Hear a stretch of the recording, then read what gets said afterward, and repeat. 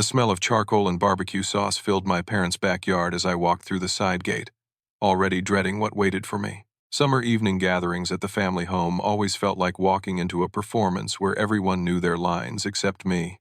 I spotted my younger brother Jake immediately, his loud voice carrying across the patio as he gestured wildly to four guys I vaguely recognized. When Jake saw me approaching, his face lit up with that particular grin that always spelled trouble for me. He raised his beer bottle like a toast and announced to the entire gathering, his voice booming with theatrical enthusiasm. "Look, who finally decided to show up, everybody. My unemployed older brother who still lives off our parents at 28 years old." The four friends erupted in snickers as Jake continued his performance, clearly enjoying the spotlight. "Maybe you should try getting a real job instead of playing video games all day, Arthur." I stood there silently, my hands clenched in my pockets, knowing something my brother and his friends had absolutely no clue about. I owned the very company where Jake and every single one of his laughing buddies worked. Standing there in my parents' backyard, watching Jake bask in the laughter of his coworkers, my mind drifted back 3 years to when this whole complicated mess began. I had been a graduate student pursuing my MBA at Northwestern, following the safe path my parents had mapped out for my life. Traditional expectations, steady progression, predictable outcomes. But something inside me rebelled against that predetermined trajectory. Late one October night, hunched over my laptop in the university library, I stumbled across a gap in the digital marketing world that seemed blindingly obvious once I saw it. Small and medium businesses were drowning in conflicting advice about online presence, spending fortunes on agencies that delivered cookie-cutter solutions. They needed personalized strategy, genuine understanding of their unique challenges, and most importantly, results they could actually measure. I dropped out of the MBA program the next week. My parents were devastated. Dad spent hours lecturing me about throwing away opportunities, while Mom worried aloud about my future stability. Jake, fresh out of college and landing his first marketing job, became the family success story by default. The golden child, who had always been athletic and popular, now also appeared to be the responsible one. Rather than fight their disappointment, I chose deception. I moved back into my childhood bedroom and told everyone I was freelancing while I figured things out. The truth was far more ambitious and exhausting. I was building TechFlow solutions from scratch, working 18-hour days, living on energy drinks and determination. The early months were brutal. I taught myself web development, studied marketing, psychology, analyzed competitor strategies, until my eyes burned. I reached out to potential clients through carefully crafted cold emails, often getting rejected dozens of times before landing a single small project. My bedroom became mission control, with whiteboards covering every wall, tracking client progress, revenue projections, and growth strategies. My parents would knock on my door around dinner time, their voices heavy with concern about my future. They could hear me typing constantly but assumed I was just browsing the internet or playing games. The guilt ate at me, but I pushed forward, convinced that proving my success would be worth the temporary deception. The breakthrough came during month 7 when I landed a contract with a regional restaurant chain struggling with online ordering. My personalized approach increased their digital sales by 340% in just 2 months. Word spread through their business network, and suddenly I had more clients than I could handle alone. That's when I made the decision that would change everything. Instead of revealing my success to my family, I doubled down on the secret.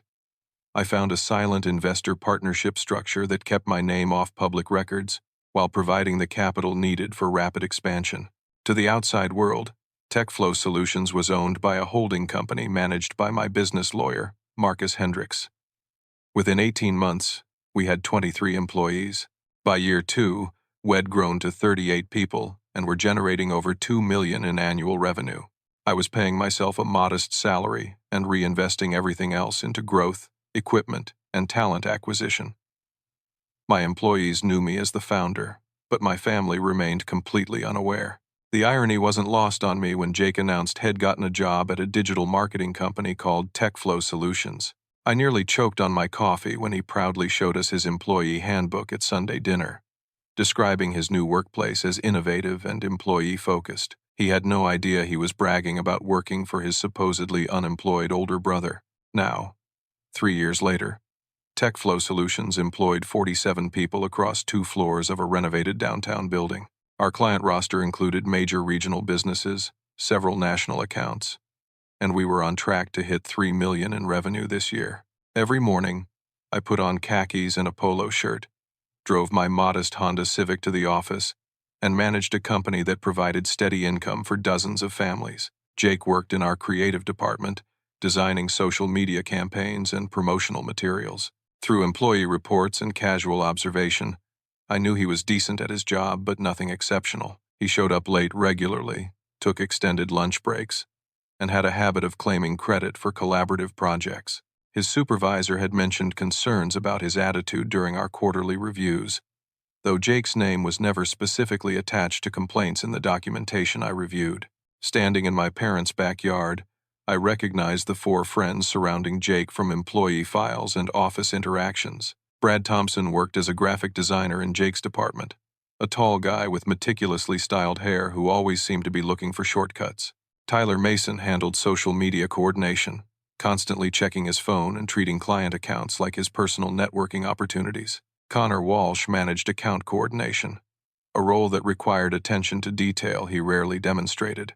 Derek Phillips was our newest hire, a junior copywriter who spent more time gossiping than writing. The painful irony of the situation crystallized as Jake continued entertaining his audience with stories about his unemployed brother. Every paycheck he deposited came from the company I built. Every benefit he enjoyed, from health insurance to paid vacation time, existed because I created TechFlow Solutions from nothing.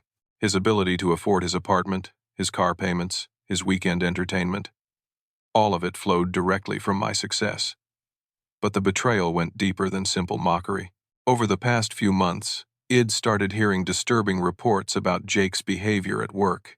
Had been telling colleagues that his family situation was stressful because of his unemployed brother, using this fabricated sympathy to excuse poor performance and attendance issues. Several employees had mentioned Jake's stories about supporting his struggling sibling, painting himself as the responsible family member carrying an unfair burden. The realization hit me like a physical blow. Jake wasn't just mocking me at family gatherings. He was using our relationship, twisted through his lies, to manipulate his coworkers and supervisors. Every promotion consideration, every performance review, every workplace interaction was potentially influenced by his fictional narrative about being the stable brother supporting a family failure. I excused myself from the barbecue early, claiming a headache that wasn't entirely fabricated. As I drove home through the quiet suburban streets, my mind raced with questions about how to handle this situation. The business owner in me knew that Jake's behavior potentially violated several company policies.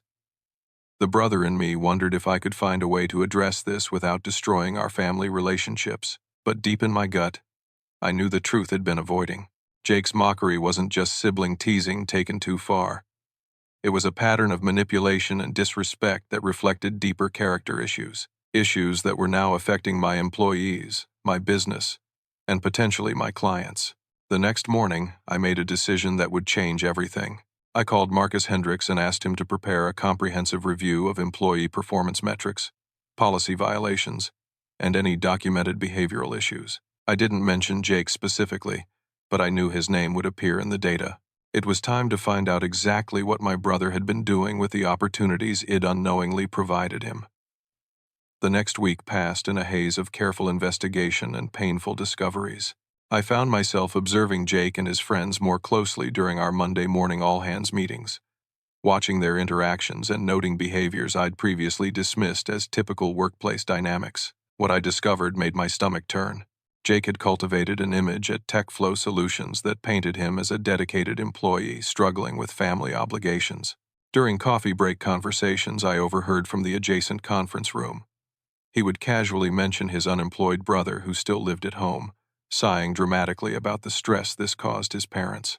Head crafted a narrative where he was the responsible son, working hard to eventually support his struggling sibling. This fictional story had earned him sympathy from supervisors and colleagues alike.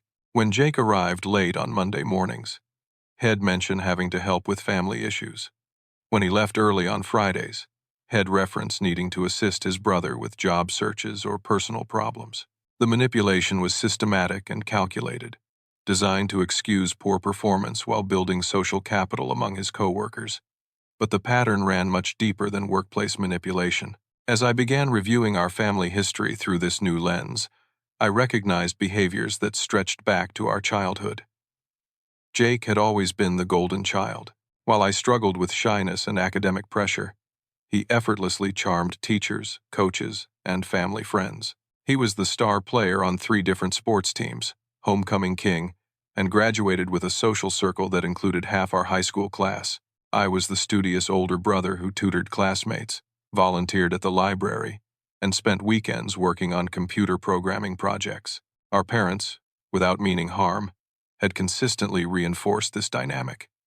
They attended every one of Jake's games but rarely acknowledged my academic achievements. When I won the state science fair in 11th grade, the celebration dinner focused primarily on Jake's upcoming basketball playoffs. When I earned a full scholarship to college, the conversation quickly shifted to Jake's recruiting prospects for athletics. Id learned early that my value in the family came from being helpful, responsible, and undemanding. I covered for Jake when he missed curfew, helped him with homework he'd neglected, and even lent him money for dates when his part-time job earnings went to gas and entertainment. This pattern of me giving while Jake took had become so normalized that none of us recognized it as problematic. Looking back, I could see how this dynamic had influenced my decision to build TechFlow solutions in secret. Part of me feared that revealing my success would somehow diminish it in my family's eyes, especially compared to Jake's natural charisma and social accomplishments. Another part worried that Jake would find a way to take credit or insert himself into my achievement, as had done with smaller successes throughout our lives. The most painful discovery came when I learned about Jake's relationship with Sarah Mitchell, a girl Id had feelings for during our sophomore year of college. They'd been dating for 8 months, and through mutual acquaintances, I discovered that Jake had asked her out by mentioning his concern for his struggling unemployed brother. Head used my fabricated failures as a way to demonstrate his own emotional maturity and family loyalty. Sarah, who was a social worker specializing in family counseling, had been drawn to Jake's apparent compassion for his siblings' difficulties. She had even offered to help connect me with job placement services, not knowing that the brother she was trying to help actually owned a successful business. The betrayal felt complete. Jake wasn't just mocking me publicly and manipulating his workplace relationships. He was building his romantic life on a foundation of lies about my supposed failures. That Thursday, I decided to conduct a more thorough investigation into Jake's professional performance. I scheduled a meeting with Jennifer Santos, our human resources director, under the pretense of reviewing employee engagement metrics. Jennifer's report was disturbing. Jake had been arriving an average of 23 minutes late each day over the past 3 months, always with elaborate excuses involving family obligations. His project completion rate was 15% below department standards, and had received 3 informal warnings about missing deadlines. 2 different clients had specifically requested that their accounts be handled by other team members after interactions with Jake that they described as unprofessional and dismissive. More troubling were the reports from junior employees. Brad Thompson, Tyler Mason, Connor Walsh, and Derek Phillips had all been influenced by Jake's casual attitude toward workplace standards. They'd formed an informal group that took extended lunch breaks, used company resources for personal projects, and consistently pushed boundaries around attendance and performance expectations. Jake had become the unofficial leader of what employees were calling the laid-back crew, a group that prided itself on not taking work too seriously. They would joke about corporate policies, mock dedicated employees as tryhards, and treat client projects as inconveniences rather than professional responsibilities. The most damaging discovery came when Jennifer showed me documentation of Jake's comments during team meetings. Had repeatedly suggested that TechFlow Solutions management was out of touch with employee needs, that policies were too strict, and that the company would benefit from more relaxed leadership. Had positioned himself as a voice for employee concerns while actively undermining the workplace culture ID worked 3 years to build. But the investigation revealed something even more troubling. Jake had been telling colleagues about his plans to eventually start his own marketing agency. Had mentioned having insights into what clients really wanted, claiming that his experience at TechFlow Solutions had shown him better ways to run a marketing business. Several employees had reported that Jake seemed to be recruiting allies for his eventual departure, suggesting that talented people were being held back by current management. The pieces of a larger betrayal were falling into place. Jake wasn't just a mediocre employee who happened to be my brother. He was actively working to undermine my business while using his fabricated family story to build sympathy and support among my own employees. That evening, I sat in my childhood bedroom, surrounded by the evidence of Jake's systematic deception. Employee reports, attendance records, client complaints, and documentation of policy violations painted a picture of someone who viewed TechFlow Solutions as a temporary stepping stone rather than a workplace deserving respect and commitment. I thought about calling him directly, confronting him about what he'd discovered. But I knew that approach would only lead to denials, excuses, and probably accusations that I was spying on him. Jake had always been skilled at deflecting responsibility and turning conversations to his advantage. Instead, I made a different decision. I would continue gathering evidence while preparing for the possibility that my brother's actions had crossed lines that required professional consequences rather than family intervention. The business owner in me understood that Jake's behavior was affecting other employees, client relationships, and the company culture I'd worked so hard to establish. The brother in me grieved for what our relationship had actually been all along. Friday morning brought revelations that transformed my disappointment into cold determination.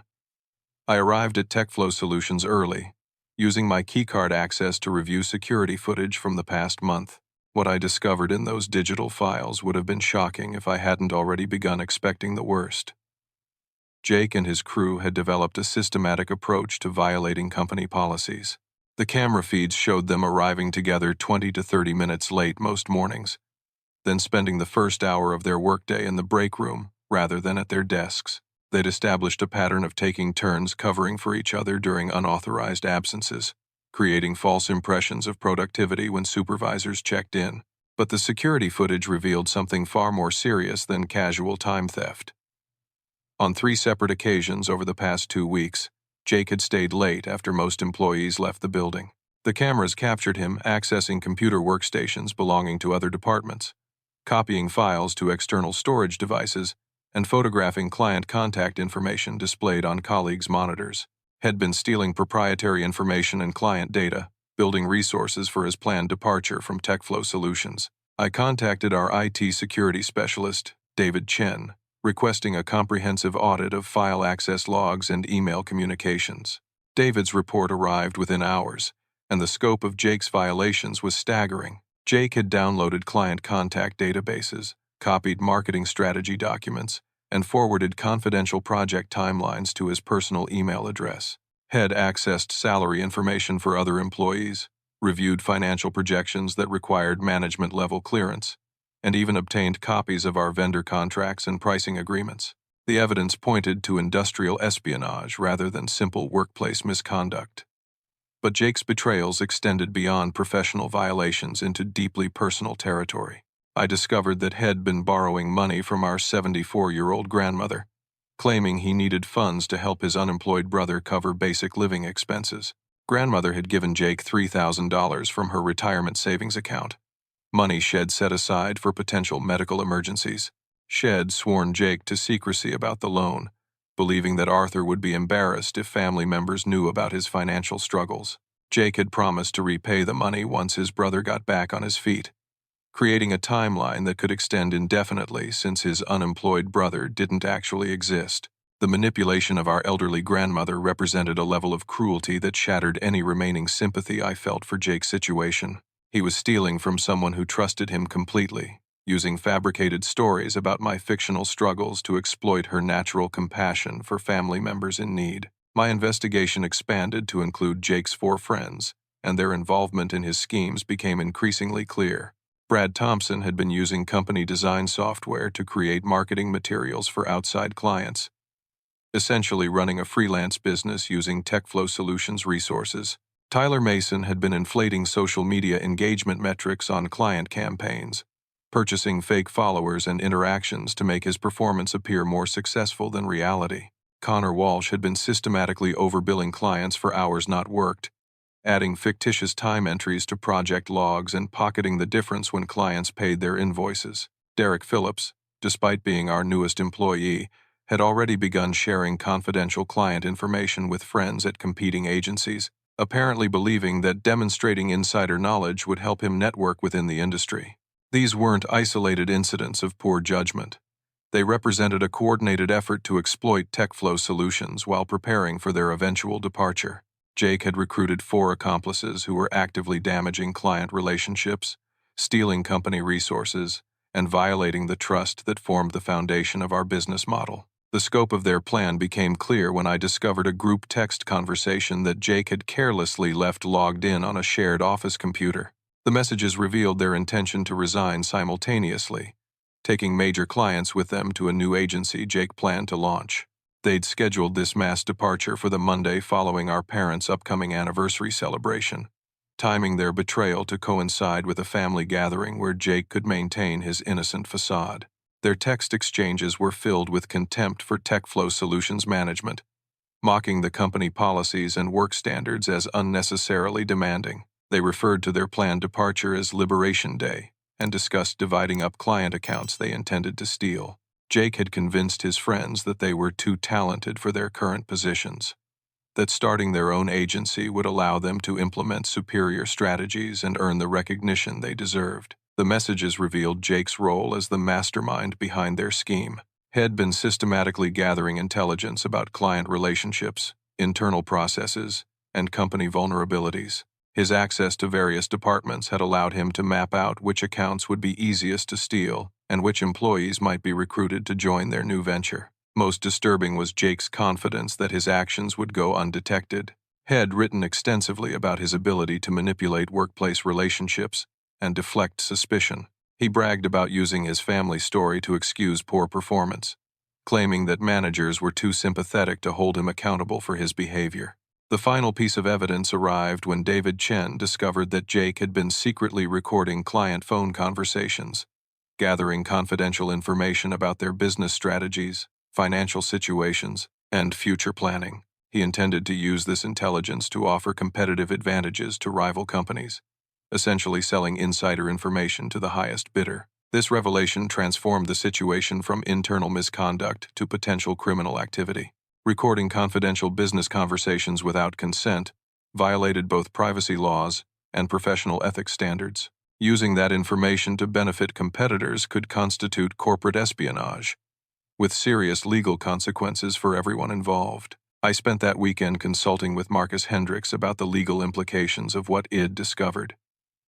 His assessment was sobering. Jake and his accomplices had violated multiple employment agreements, stolen intellectual property worth potentially hundreds of thousands of dollars, and engaged in activities that could result in criminal charges. Marcus recommended immediate termination of all 5 employees, followed by legal action to recover stolen materials and prevent them from using confidential information to damage TechFlow solutions. He also suggested coordination with law enforcement, given the scope of their industrial espionage activities. But Marcus also warned me about the personal costs of pursuing this course. Jake was my brother, and taking legal action against him would inevitably destroy our family relationships. Our parents would be devastated, extended family would be forced to choose sides, and holiday gatherings would become impossible. As I sat in my apartment that Sunday evening, reviewing the evidence one final time, I realized that Jake's actions had forced me into an impossible position. Protecting my business and employees required destroying my relationship with my brother. Preserving family harmony meant allowing systematic theft and betrayal to continue unchallenged. The decision wasn't really about choosing between business and family. It was about choosing between enabling destructive behavior and holding people accountable for their actions, regardless of personal relationships. Monday morning, I made the call that would change everything. I asked Jennifer Santos to prepare termination paperwork for 5 employees, scheduled individual meetings throughout the day, and contacted security to ensure company property would be recovered and access immediately revoked. Jake had forced this confrontation through his own choices. Now he would face the consequences of betraying not just his brother, but everyone who had trusted him with their livelihoods and professional relationships. Sunday afternoon brought our parents' 30th wedding anniversary celebration, a gathering that would serve as the final act of Jake's deception before I ended his charade permanently. The party was held at their house, with extended family, longtime friends, and neighbors filling the backyard with conversations and laughter. I arrived early to help with setup, knowing this would likely be the last family gathering where Jake and I would share the same space without the weight of what I was about to do. Mom had decorated the patio with photos spanning 3 decades of marriage, including countless images of Jake and me growing up together. Looking at those pictures of two brothers who seemed genuinely close, I felt a deep sadness for what our relationship had actually become. Jake arrived fashionably late, as always, carrying expensive anniversary gifts that I now knew were purchased with money stolen from our grandmother. He presented our parents with a weekend trip to Napa Valley, complete with wine tastings and luxury accommodations, while I had brought a simple photo album of family memories that I'd compiled myself. The contrast wasn't lost on our extended family. Uncle Richard clapped Jake on the shoulder, praising his success and generosity. Aunt Linda made pointed comments about Jake's thoughtfulness, while barely acknowledging my presence. Cousins and family friends gravitated toward Jake's natural charisma, listening to his stories about workplace achievements and future plans. Throughout the afternoon, Jake worked the gathering like a political campaign, ensuring every conversation reinforced his image as the responsible, successful son. He spoke passionately about his career in marketing, his dedication to helping family members, and his plans for continued growth and stability. He was performing the role of devoted son and brother, while I watched from the margins, knowing that every word was built on lies. The most painful moment came during the traditional anniversary toast. Dad called everyone to attention, raising his glass to celebrate 30 years of marriage and family. He spoke about the joy of watching his sons grow into successful adults, praising Jake's career achievements and expressing hope that I would soon find similar stability. Jake seized the opportunity to deliver a speech that would have been touching if it hadn't been completely fabricated. He talked about learning the value of hard work through family challenges, about the importance of supporting loved ones through difficult times, and about his commitment to always being there for family members who needed help. "I've learned so much about responsibility these past few years," Jake said, his voice carrying just the right note of mature reflection. "Watching my brother struggle has taught me never to take opportunities for granted. I promise that I'll always be here to support our family, no matter what challenges we face." The gathering erupted in applause, with relatives beaming at Jake's apparent wisdom and maturity. Several family members approached me afterward, offering job leads and expressions of sympathy for my situation. Uncle Richard pulled me aside to offer a position at his car dealership, while Cousin Jennifer mentioned retail opportunities through her connections. Each well-meaning offer felt like a knife twist, reinforcing the false narrative Jake had created about my life. I smiled and thanked them for their concern, knowing that revealing the truth would require explanations too complex for a family party. As the celebration continued, I overheard Jake on the phone with someone from work, presumably one of his 4 accomplices. He was confirming their plans for tomorrow, speaking in code about their big meeting and new opportunities. He mentioned timing their announcements for maximum impact, ensuring they could transition smoothly to their new venture. The conversation confirmed that Jake intended to execute his betrayal immediately after using our family gathering as his alibi. He would spend Sunday evening basking in family admiration. Then Monday morning would begin the systematic destruction of everything he'd built. That evening, as guests began departing, I made a decision that sealed Jake's fate. I approached our parents privately, telling them I needed to discuss something important about Jake's situation at work. I explained that I'd learned about some potential issues with his employment, without revealing my connection to his company. "I think Jake might be facing some challenges at his job," I said carefully. "There have been some concerns about employee performance in his department. I wanted you to know in case he needs family support in the coming weeks." Mom immediately worried about Jake's financial stability, while Dad questioned whether Jake had mentioned any workplace problems. I assured them that the issues were still being investigated, but that they should be prepared for the possibility that Jake's employment situation might change soon. By planting this seed of concern, I was preparing my parents for Jake's termination without revealing my role in the decision. They would remember this conversation when Jake came home with news about being fired, and my apparent foreknowledge would reinforce Jake's claims about being targeted by management. It was a calculated move designed to protect my family from the immediate shock while positioning myself as a supportive brother who'd tried to warn them about potential problems. The party ended with Jake receiving one final round of praise from departing relatives. Grandma handed him an envelope containing another $1,000, insisting he use it to help his struggling brother. Jake accepted the money with appropriate expressions of gratitude, promising to ensure it reached me safely. As I drove home through quiet suburban streets, I reflected on the surreal experience of watching my brother manipulate an entire family gathering. Every conversation, every interaction, every moment of apparent sincerity was carefully crafted to reinforce lies that would be exposed within hours. Tomorrow morning, Jake would arrive at TechFlow Solutions expecting another routine day of minimal effort and maximum manipulation. Instead, he would face the consequences of 3 years of systematic betrayal, theft, and deception. I felt no satisfaction in anticipating his shock and humiliation, but I also felt no guilt about protecting my employees, my clients, and my business from someone who had demonstrated complete disregard for the trust and opportunities had been given. Jake had written his own ending through choices that revealed his true character. Tomorrow, he would discover that actions have consequences, even when you believe your charm and family connections make you untouchable. Monday morning arrived gray and drizzly, matching my mood as I prepared for what would be the most difficult day in TechFlow Solutions' 3-year history. I arrived at the office before 6 a.m., meeting with Jennifer Santos, David Chen, and Marcus Hendricks to review our termination procedures and ensure legal compliance.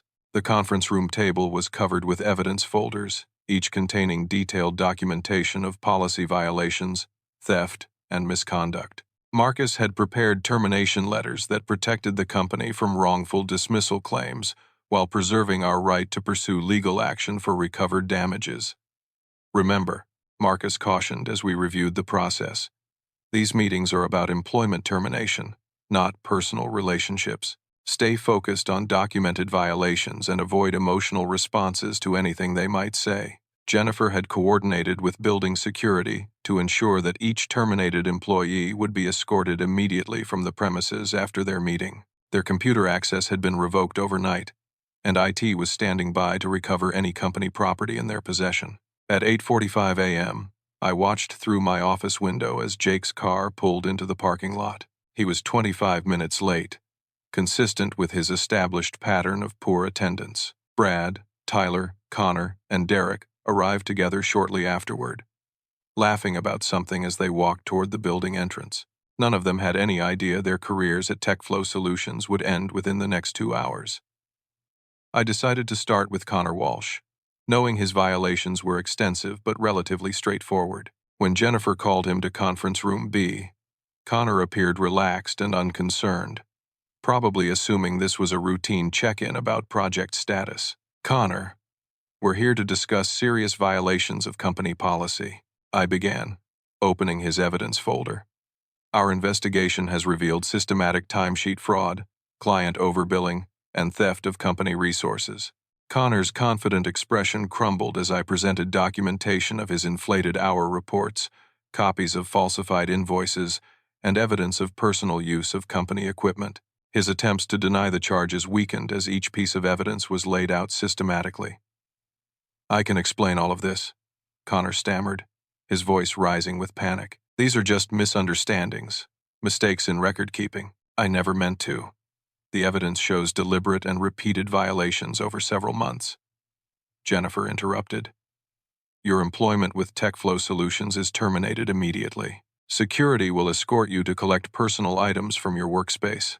Connor's termination took 12 minutes. He left the building in shock, still clutching the documentation that detailed his misconduct. Derek Phillips was next, and his meeting followed a similar pattern.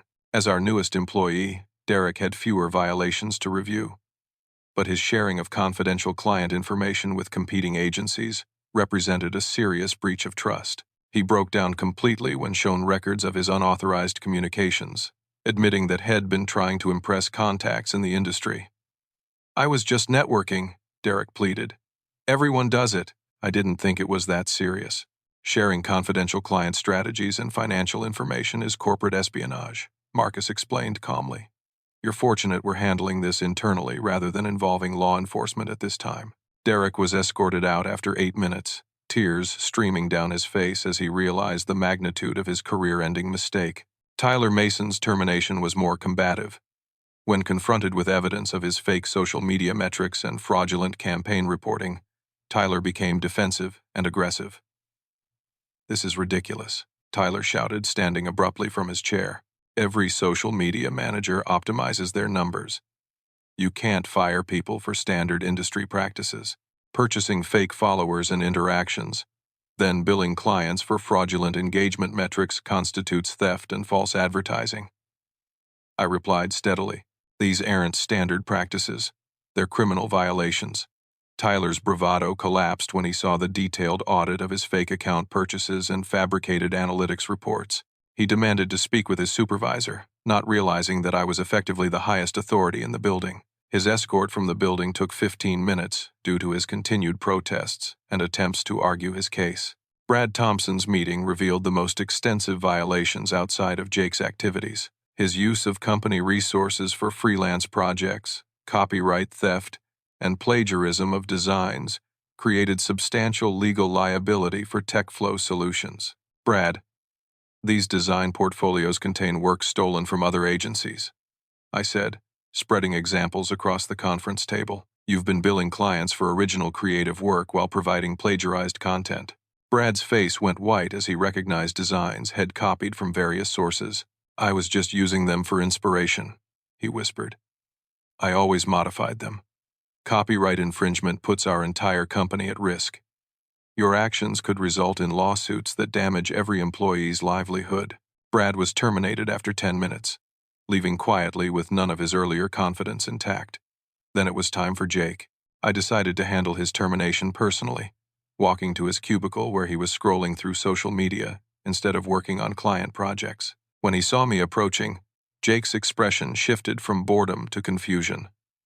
Arthur, what are you doing here?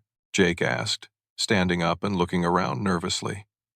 Is everything okay with Mom and Dad? Jake, I need you to come with me to conference room A, I said calmly. We have some important matters to discuss.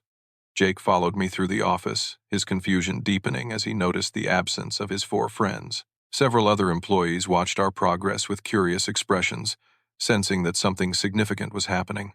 Conference room A contained the most extensive evidence folder, documenting 3 years of violations, theft, and systematic betrayal. Marcus and Jennifer were already seated at the table, with additional security personnel stationed outside the door.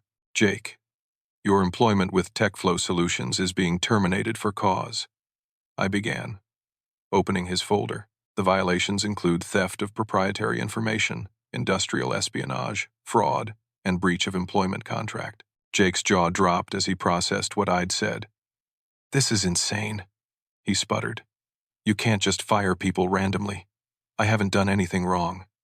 I began presenting evidence systematically. Security footage of Jake accessing unauthorized computer systems. IT logs showing his theft of client databases and confidential files. Documentation of his fraudulent timesheet entries and fabricated family emergencies. This is impossible, Jake said, his voice rising with panic. How did you get all this information? Who's been spying on me? Then I reached the most damaging evidence. Audio recordings of Jake's conversations about stealing clients and starting a competing agency. Text messages between Jake and his accomplices planning their mass resignation and corporate theft. Jake's face went through several color changes as he realized the scope of what Wed documented. You can't have been investigating me specifically, he said desperately. This violates my privacy rights. Company security systems monitor all employee activities, Marcus explained. You have no expectation of privacy when using company resources to plan theft and espionage. Finally, I presented the evidence that I knew would destroy Jake completely. Documentation of his lies about having an unemployed brother, his manipulation of workplace sympathy, and most damning, proof that had stolen money from our grandmother using fabricated stories about helping me. Jake, I said quietly, I need you to understand something important about this situation. What? Jake asked, his voice barely a whisper. I'm Arthur Hendricks. I'm your unemployed brother who lives at home and can't hold down a job. I paused, letting that sink in. I'm also the founder and owner of TechFlow Solutions. Every paycheck you've ever received came from the company I built. The silence in the room was complete. Jake stared at me with an expression of absolute shock, his mouth opening and closing without producing any sound. Every joke you've made about your unemployed brother, I continued, Every story you've told about supporting your struggling sibling, every manipulation of family sympathy you've used to excuse poor performance, all of it was directed at the person who created your job. Jake's world was collapsing in real time. That's impossible, he whispered. You don't have a job. You live in mom and dad's basement. I've owned this company for 3 years, I said calmly. I've watched you work here, watched you violate policies, watched you steal from clients and family members. I've seen you use lies about my fictional failures to build sympathy while planning to destroy everything I've created. The devastating irony was finally clear to Jake. He'd been planning to steal clients from his own brother's company while mocking that brother's supposed lack of success. He'd manipulated workplace relationships by claiming to support a struggling sibling who was actually his employer. You can't do this to me, Jake said, desperation replacing shock in his voice. We're family. I'm your brother. You're a terminated employee. I replied. Security will escort you from the building immediately. Any attempt to contact clients or access company information will result in legal action.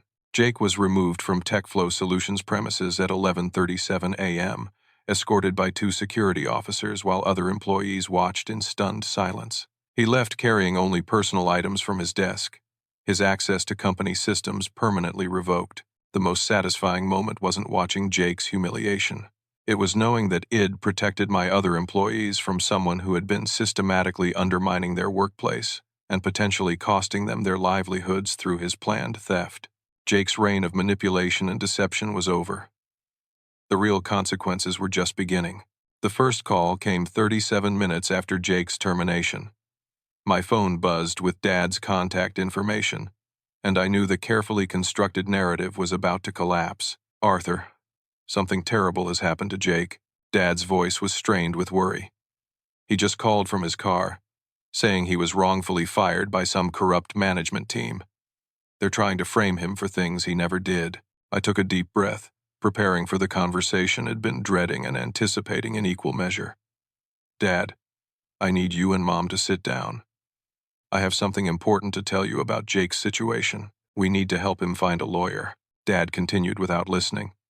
This sounds like a lawsuit, waiting to happen. Companies can't just fire people without cause. Dad, please listen to me. I interrupted. Jake wasn't wrongfully terminated. He was fired for theft, fraud, and violation of company policies. And there's something else you need to know about the situation. I could hear Mom's voice in the background, asking questions about what was happening. Dad put me on speakerphone, and I found myself preparing to shatter my parents' understanding of both their sons. The company that fired Jake is called TechFlow Solutions. I began carefully. Jake has been working there for almost 2 years, in the marketing department. We know that, Mom said impatiently. Has been doing really well there. They promoted him twice. Mom, Jake has never been promoted. Has had the same entry-level position since he started, and his performance reviews have been consistently below average. I paused, gathering courage for the revelation that would change everything. I know this because I own TechFlow Solutions. I founded the company 3 years ago. The silence stretched for nearly 15 seconds before Dad's voice returned, confusion replacing urgency. What are you talking about, Arthur? You don't have a job. I've been running TechFlow Solutions from the beginning. I dropped out of my MBA program to start the company, and I've been building it ever since. I employ 47 people, including Jake, until this morning. That's impossible. Mom's voice was strained. You live in our basement. You don't go to work. We see you every day. I go to work every morning at 7 a.m., I explained patiently. I drive to downtown Phoenix, where I manage a marketing company that generates over $3 million annually. I've been doing this for 3 years. The conversation continued for over an hour, with my parents struggling to process information that contradicted everything they believed about both their sons. I explained the decision to keep the company secret, the growth trajectory, the reasons for maintaining my modest lifestyle. But the most difficult part was explaining Jake's violations and the evidence that had led to his termination. Jake has been stealing confidential client information, I said, my voice heavy with sadness. Has been planning to start a competing business using proprietary data from my company. Has also been defrauding clients and lying about his performance. Jake wouldn't do those things. Mom protested. has been so responsible, so concerned about family. That's when I had to reveal the most painful truth of all. Mom, Jake has been borrowing money from Grandma by telling her it's to help his unemployed brother. Grandma has given him over $4,000 from her retirement savings, thinking she was helping me pay for basic living expenses. The sound Mom made was somewhere between a gasp and a sob. The manipulation of their elderly family member represented a level of betrayal that was impossible to rationalize or excuse. "We need to have a family meeting," Dad said finally, his voice subdued. "Tonight. All of us together." Jake arrived at our parents' house that evening, expecting sympathy and support for his wrongful termination. Instead, he found Mom and Dad sitting at the kitchen table with printed copies of evidence I'd provided, their expressions grim and disappointed.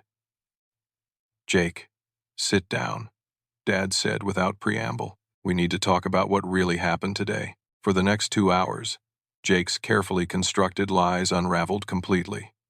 Faced with documented evidence of his theft, fraud, and manipulation, he could no longer maintain his innocent facade. The most devastating moment came when Mom confronted him about stealing money from Grandma. "How could you lie to her like that?" Mom's voice broke with emotion. "She gave you her emergency money because she thought Arthur was struggling." Jake's response revealed the depth of his self-deception. "I wasn't stealing," he insisted. "I was going to pay her back eventually, and Arthur didn't need the money because he was living here for free. Arthur was supporting himself while building a business that employed you," Dad said, his disappointment evident. "Every dollar you earned came from your brother's success, while you were publicly mocking him as a failure." The family meeting ended with Jake storming out, claiming we were all against him and refusing to see his side of the situation. He insisted that his termination was illegal, that his business plans were legitimate entrepreneurship, and that his family obligations justified his workplace behavior. Over the following weeks, the consequences of Jake's actions expanded beyond employment termination. Sarah broke up with Jake 3 days later, when mutual friends informed her about his fabricated family stories and financial deception. She was horrified to learn that her relationship had been built on lies about his struggling brother, especially since her work as a social worker made her particularly sensitive to family manipulation. Jake's social circle evaporated as news of his termination and the circumstances spread through their professional network. Brad, Tyler, Connor, and Derek were all seeking new employment, and their job searches were complicated by reference calls that revealed their violations at TechFlow Solutions. The local marketing community is surprisingly small, and word traveled quickly about the group terminations for theft and fraud. Other agencies were reluctant to hire employees with documented ethics violations, particularly when those violations involved stealing client information and proprietary strategies. Jake's financial situation deteriorated rapidly. His unemployment claim was denied due to termination for cause, leaving him without income while facing car payments, rent, and credit card bills accumulated during his time at TechFlow Solutions. Within 6 weeks, Jake was forced to move back into our parents' house, the same basement that had supposedly housed his unemployed brother for 3 years. The irony wasn't lost on anyone in the family. But perhaps the most significant consequence was the legal action that followed. Marcus Hendricks filed civil suits against all 5 terminated employees, seeking recovery of stolen intellectual property, fraudulent billing amounts, and damages to client relationships. Jake's recorded conversations about industrial espionage provided clear evidence for criminal charges, and the district attorney's office opened an investigation into corporate theft and fraud. The stress of legal proceedings, family shame, and social isolation began taking a visible toll on Jake. He lost weight, developed anxiety symptoms, and struggled with depression as the full scope of his situation became clear. 3 months after his termination, Jake finally accepted responsibility for his actions and agreed to enter counseling to address the personality issues that had led to his systematic deception and manipulation. The therapist's assessment identified narcissistic personality traits, entitlement issues, and a pattern of exploiting relationships for personal advantage. Jake began the long process of understanding why he'd chosen manipulation over honest effort, lies over authentic achievement. For our family, the healing process was complicated and painful. Trust had been shattered not just between Jake and me, but throughout our extended family network. Relatives who had offered me job assistance felt embarrassed about their misconceptions. Grandma was heartbroken about being manipulated by a grandson she'd trusted completely. But slowly, relationships began to rebuild on foundations of honesty rather than performance. Mom and Dad started acknowledging their role in the family dynamics that had enabled Jake's behavior. They recognized how their favoritism and different expectations had contributed to the competitive, deceptive patterns that had ultimately exploded so destructively. Sunday dinners became exercises in genuine communication rather than status updates and image management. For the first time in years, our family conversations focused on authentic experiences rather than curated presentations. Jake's journey toward accountability was slow and often frustrating. But gradually, he began acknowledging specific ways his behavior had hurt people rather than making general apologies designed to minimize consequences. The legal proceedings concluded with Jake paying restitution to TechFlow Solutions and agreeing to a permanent non-compete clause that prevented him from working in digital marketing within our metropolitan area. His 4 accomplices received similar settlements, effectively ending their careers in our local market. 6 months after the terminations, Jake found work at Uncle Richard's car dealership, starting in an entry-level sales position that required rebuilding his professional reputation from scratch. The work was honest, demanding, and provided no opportunities for manipulation or shortcuts. For the first time in his adult life, Jake's success depended entirely on his own effort and integrity. Gradually, he began demonstrating the character traits that had been absent during his years of deception and exploitation. 2 years have passed since that devastating Monday morning when Jake's world collapsed in Conference Room A.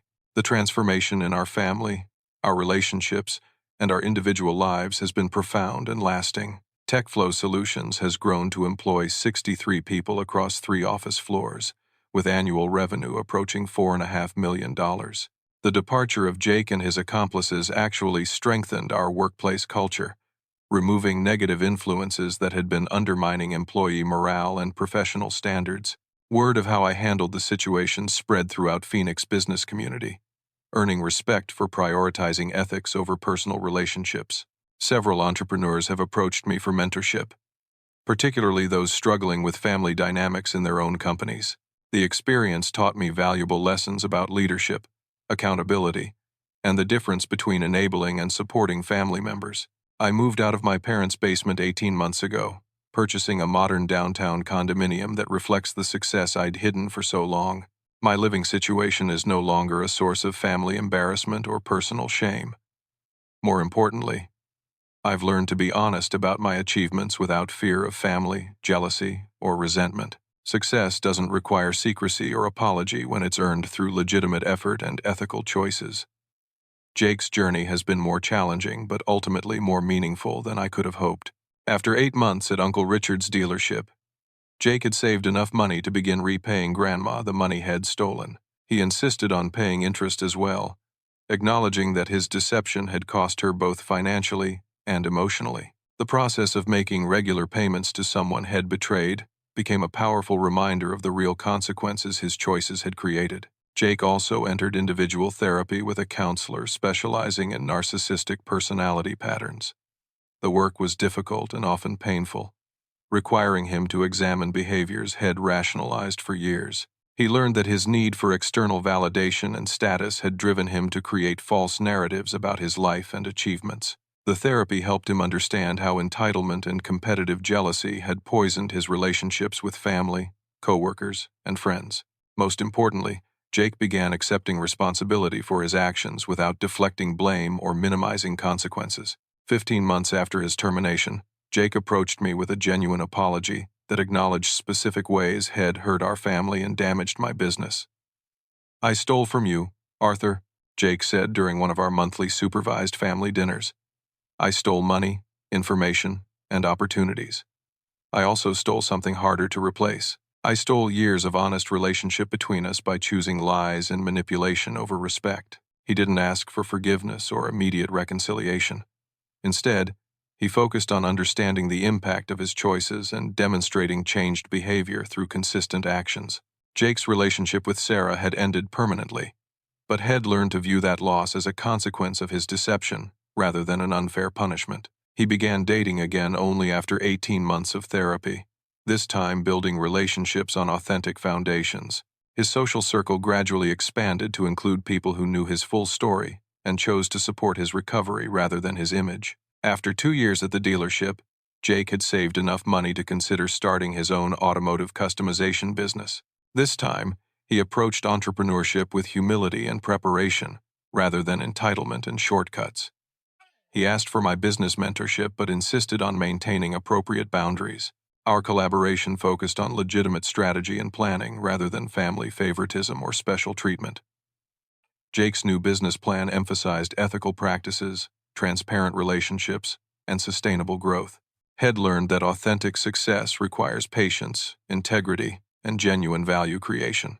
Our family relationships have been rebuilt on foundations of honesty and mutual respect rather than competition and performance. Mom and Dad acknowledged their role in creating dynamics that enabled Jake's manipulation and my secrecy. They've worked to treat both sons as adults with different strengths rather than competitors for family approval. Sunday dinners now featured genuine conversations about challenges, failures, and growth, rather than status updates and achievement performances.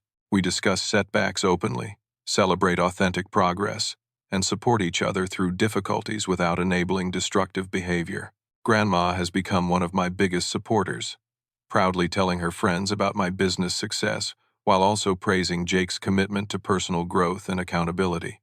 Our extended family relationships have deepened through shared commitment to honesty and authentic connection. The experience taught our entire family that love sometimes requires allowing people to face consequences of their choices rather than protecting them from reality. Real support means encouraging growth and accountability, even when that process is painful and difficult. TechFlow Solutions has become more than a business success. It's become a model for ethical leadership and responsible growth within our community. I've established employee profit-sharing programs that ensure everyone benefits from company success, rather than just ownership. Our workplace culture emphasizes collaboration, integrity, and mutual respect. Several universities have invited me to speak about entrepreneurship, family business dynamics, and ethical decision-making under pressure. The most meaningful recognition came when 3 of my employees left to start their own companies, using skills and principles learned at TechFlow Solutions to create their own success stories. Jake and I now work together annually on a charity fundraising project, combining his automotive connections with my marketing expertise to support local family counseling services. Our collaboration remains professional and boundaried, but it's built on authentic respect and shared commitment to positive community impact. We've learned to value each other's genuine contributions rather than competing for family status or external validation. The greatest lesson from this experience is that protecting someone from the truth often prevents them from growing. Real love sometimes requires allowing people to face consequences of their choices, even when those consequences are painful for everyone involved. Jake needed to lose his job, his girlfriend, his social status, and his comfortable lifestyle to understand that his behavior was destructive and unsustainable. Protecting him from those consequences would have enabled continued manipulation and prevented genuine change. Success built on deception ultimately hurts everyone involved, while integrity creates foundations for authentic achievement and lasting relationships. The most important victory wasn't firing my brother or protecting my business. It was learning that healthy boundaries and accountability can coexist with family, love, and support. Today, both Jake and I have found success that reflects our authentic efforts and genuine character, rather than manipulation, deception, or family favoritism. Our relationship as brothers is stronger now than it was during the years of hidden resentment and competitive dynamics. We've learned to celebrate each other's achievements without feeling diminished by comparison. The experience proved that truth and consequences, while initially painful, ultimately create space for genuine growth, authentic relationships, and sustainable success.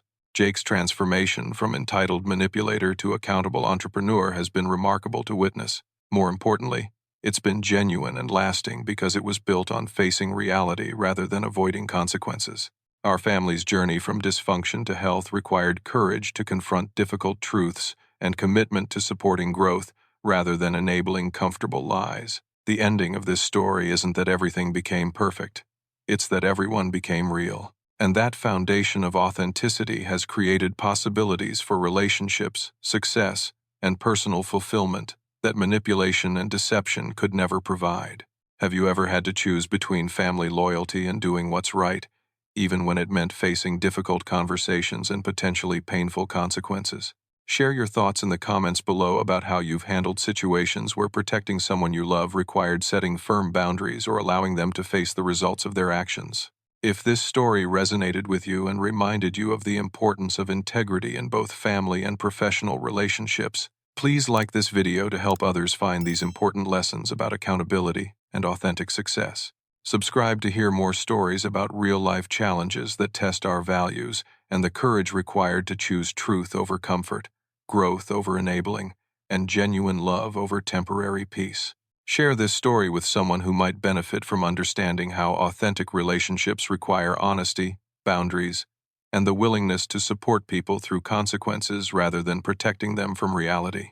Thank you for listening to this journey about family, betrayal, accountability, and the courage required to choose integrity even when it costs relationships we thought we couldn't live without.